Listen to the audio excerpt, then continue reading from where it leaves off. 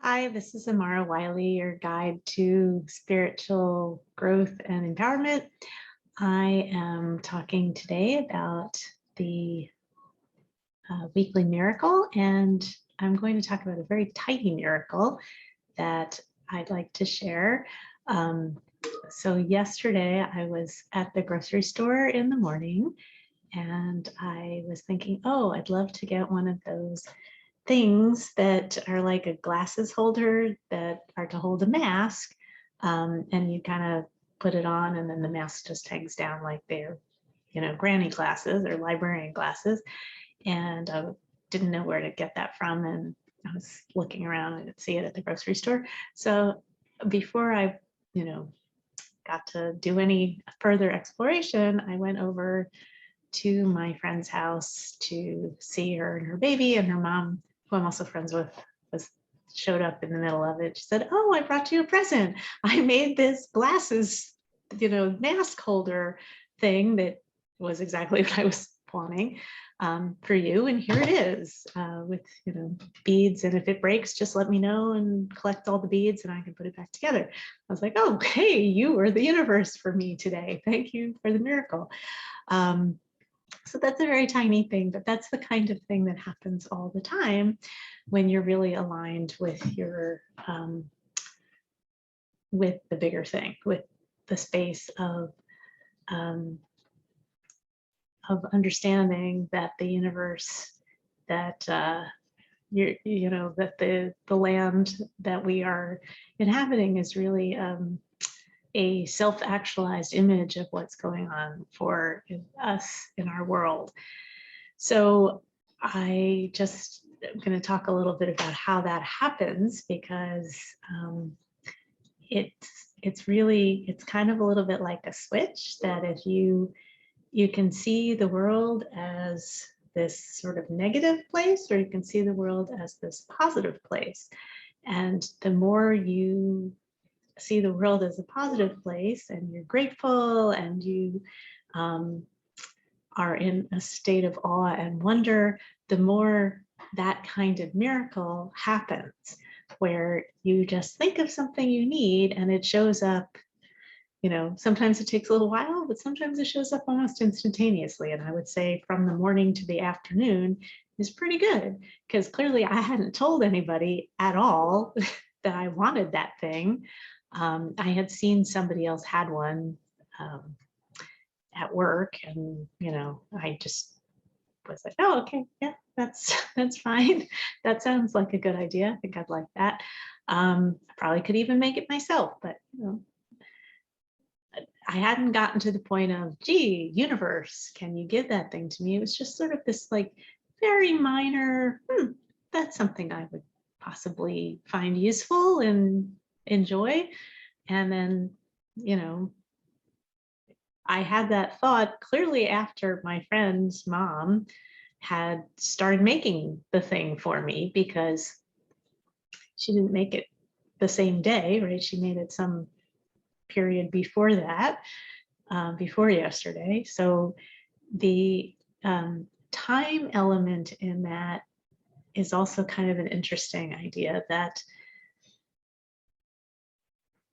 things can start happening before we are aware that that's a thing that we want or need, or before we are aware that it is in its formation yet. So I guess let me talk a little bit about this whole idea of want and need, because when we are in a place of wanting, it means we're in a place of lack.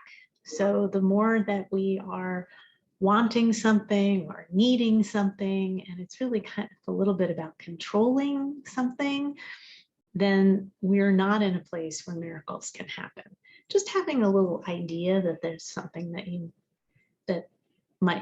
might enjoy is fine. Like that is more powerful than, "Oh my God, I really need this thing. I'm missing this thing." And, probably almost no one would be saying that about a mask holder, but they might be saying it about, say, money or health, where they are saying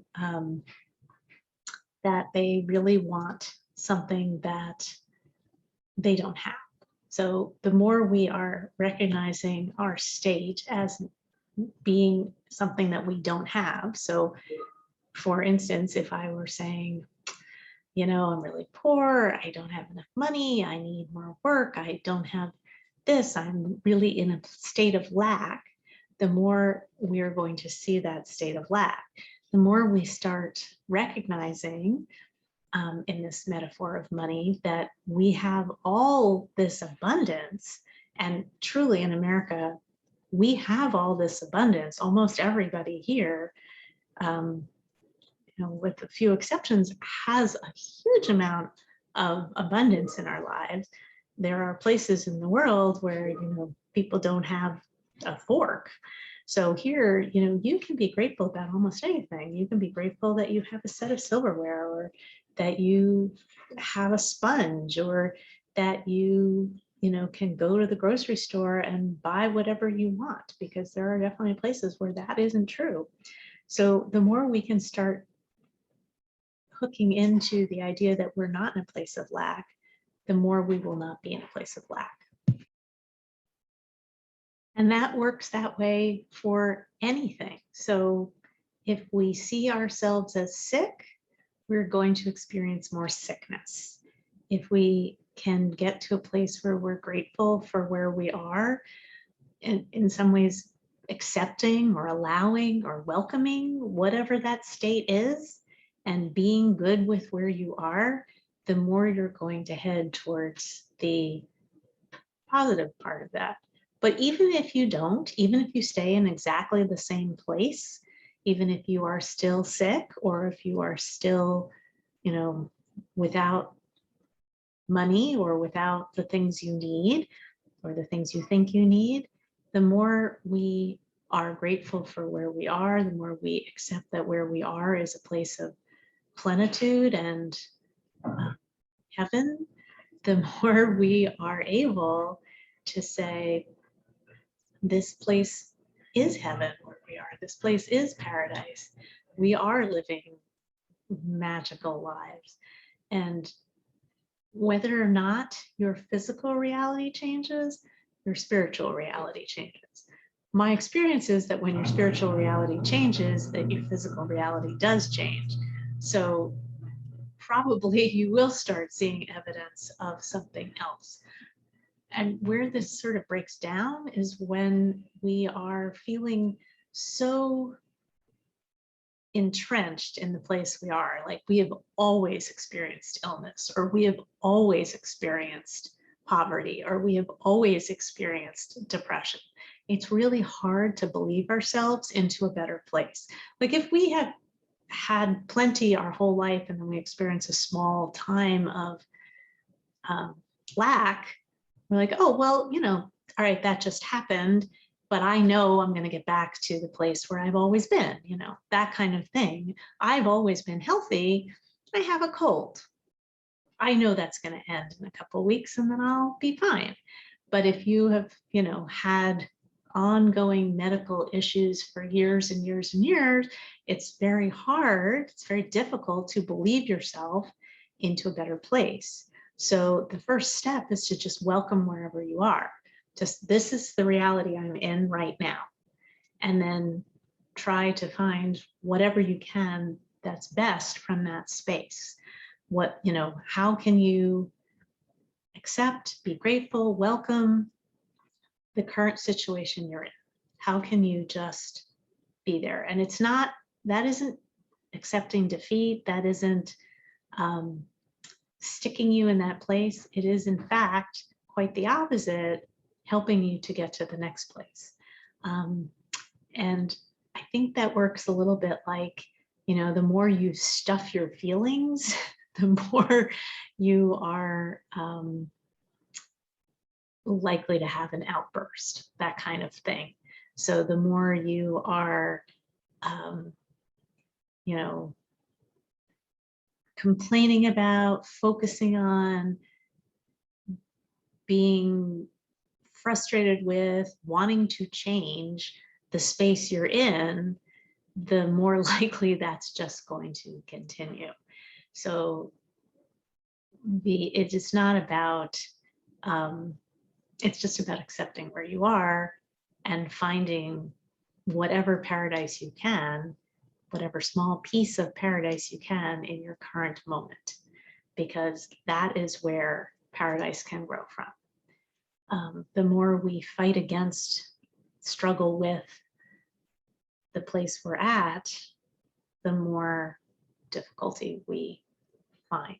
It just continues. And then there's also the kind of giving up control of it, of trying to fix it, of trying to change it, and saying, okay, this is where I'm at. Perhaps I would like it to be a different place, but let me just accept where I am, and then change is possible. And the last week I talked about the war ending in Afghanistan, which still has a lot of, there's still a lot of difficulty for a lot of people, and people are afraid that there will be more, right? That's a fear, but we don't know what's going to happen. The only thing I know is that peace cannot come from people shooting each other. Peace only comes when you stop that. So when you cannot have more peace by having more war. That doesn't work. It can't work. It's not possible. We think, oh, we just need to win, but there can't be a situation where there's winners and losers. That doesn't work. If there's no, everybody has to be in a place of equalness for there to be winning to happen, right? We as long as, this is why I don't really enjoy board games, and the cooperative games are better, because, and it's different when it's in a game situation than when we're talking about people shooting each other. That's a completely different thing. But I think the more we are in a mindset of competition, the less we are in the mindset of cooperation. And it is from a place of cooperation, from believing that everyone can win, of accepting the life the way it is, that we can make change. I was listening to a political podcast today, and the part of what they were talking about was how the policies of the last administration and this administration aren't that different. And there is this kind of idea, this is not meant to be political, but there's this kind of idea that there's, both major political parties look at the other party as being kind of terrible and have, evil or whatever. And that isn't true. Most people basically agree on ideas like democracy and fairness and justice. That looks a little different to different people, but the concepts are kind of what we all grew up with. So the more we start seeing the connections, the similarities, and the ways we can cooperate, the more we will find that.